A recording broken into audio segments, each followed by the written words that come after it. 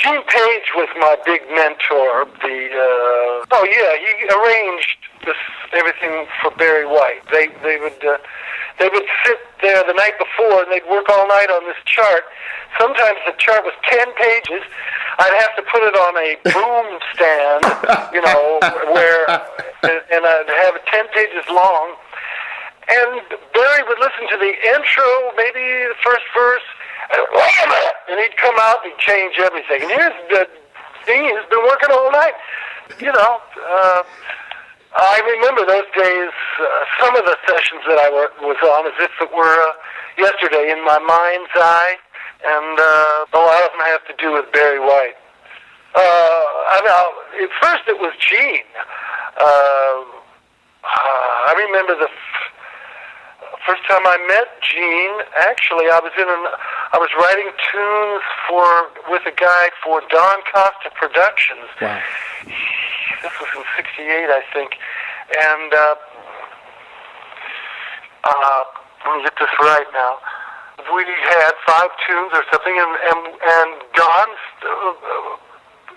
financed a session because he had a lady sing, or the co-writer with me his girlfriend was a good singer, and her friend. So I don't know if we did two tunes, I think.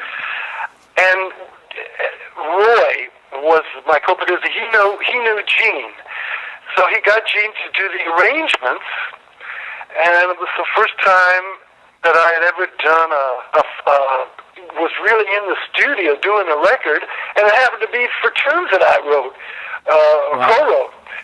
And on the session, Gene brought Barry along to play congas. He knew Barry when Barry was walking the streets of Hollywood. Black leather coat on that session. I'm sure he knew that Barry was someday going to make it. And I'll never forget the time I was at A&M Records doing a session, and so was Gene in another studio. And I wish I knew the single record. It was the first single that hit it big, that started out with the electric clavinet. Down, down, down, down, down. And I'm going, it's doing this funky beat with the clavinet. I'm not sure if it has a Never Gonna Wait. The electric clavinet was the last thing that Barry put on the record. And it snapped Gene out so amazingly.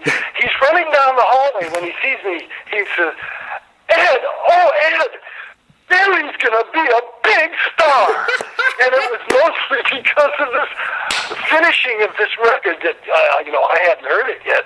But his first 5 records were incredible, his singles. And, when Machines came in and he embraced them, it was a blow, emotional blow, beginning of the 80s, 79, because he just didn't write the same without the guys behind him. I don't know.